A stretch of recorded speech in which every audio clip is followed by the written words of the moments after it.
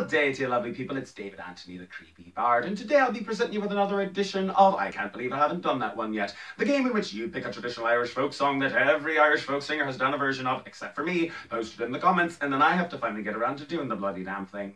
Today's song is the Foggy Do, as suggested by Darren Hanley, and yeah, this is one of the first songs that I learned how to play. Why haven't I posted it?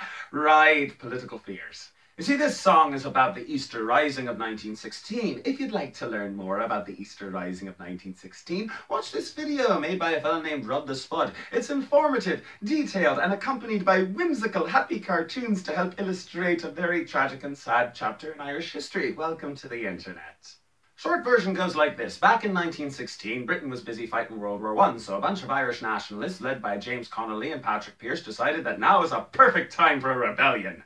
In what became known as the Easter Rising, they captured large sections of the centre city of Dublin, including some government buildings such as the City Hall and the Post Office. But, like the Romans before them, the British had things like supply lines and resources and infrastructure, and it doesn't really matter how brave you are, it's kind of hard to fight against that. And so the Easter Rising was crushed and its leaders were publicly executed, but it wasn't all for naught, because it did manage to unite a great deal of the Irish people in their general dissatisfaction with the British government, because while some of them may have been against the rebellion, they were even more against the public execution of its leaders. So while the Easter Rising was a failure in the short term, it ended up being a success in the long term, because it eventually led to Irish Home Rule and then eventually Irish independence, which brings me to the political fears. You see, there are a number of different versions of this song, and one line in particular can get a little bit sticky. It's the line that goes, "But had they died by Pearse's side, or fought with Cathal Brugh?" At least that's in some versions. In other versions, it's, "But had they died by Pearse's side, or fought with Valera True?"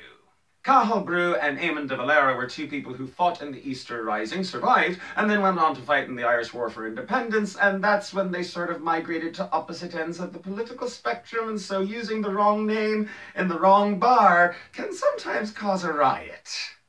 But I'm going to brave my fears, and I'm going to make a choice, and I choose Cathal Brugh because the sound of the name is more pleasing to my ears on a poetic level. And I'm a bloody poet, and poetry always trumps politics.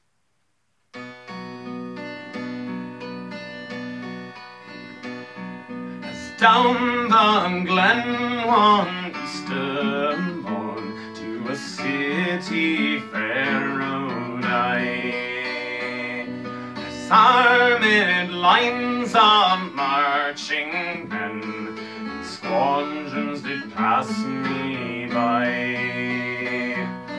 Pipe did hum, no battle drum did sound its strength tattoo, but the Angelus bell o'er the leafy swell rang out through the foggy dew.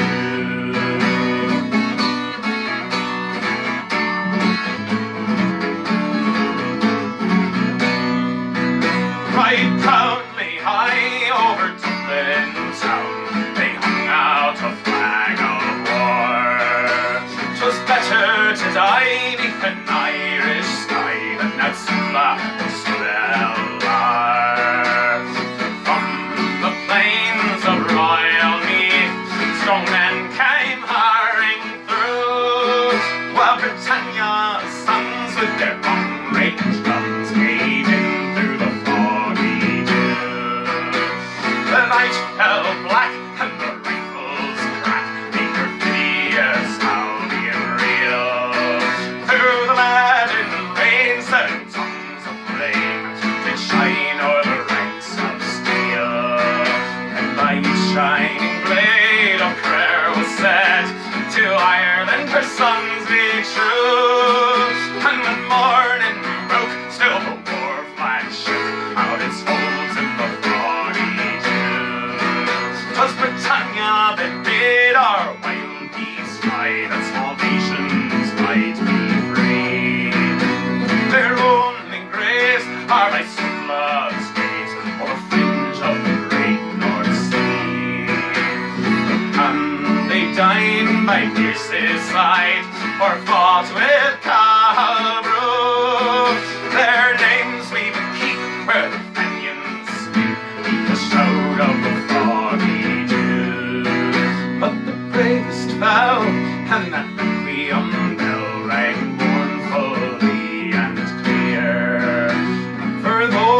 died that Easter tide in the springtime of the year. The world did gaze with deep amaze at those fearless men and few who bore the fight, and freedom's light might shine through the foggy dew.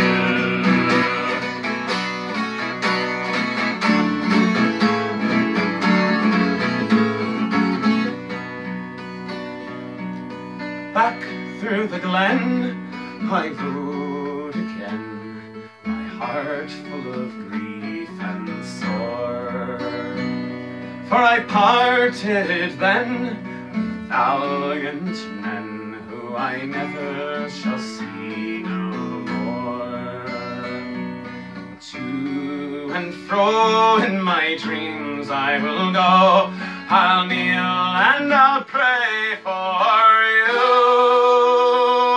For slavery fled, ye rebel dead, when ye fell in the foggy dew.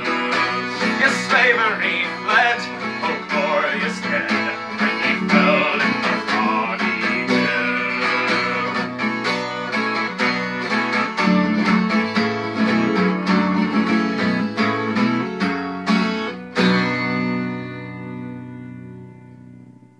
Well, thank you very much, lords and ladies, and I do hope you enjoyed that. And if you did, feel free to like and subscribe, and look us up on the Facebook and on the website in the down there where you can purchase MP3s and circular discuses. And do remember that this weekend I will be at the New York Renaissance Fair with 3 Pints Shy and Rascals and Rogues, and also as the Creepy Bard. I'm not going to get any rest or sleep. I can live with that. I've got coffee.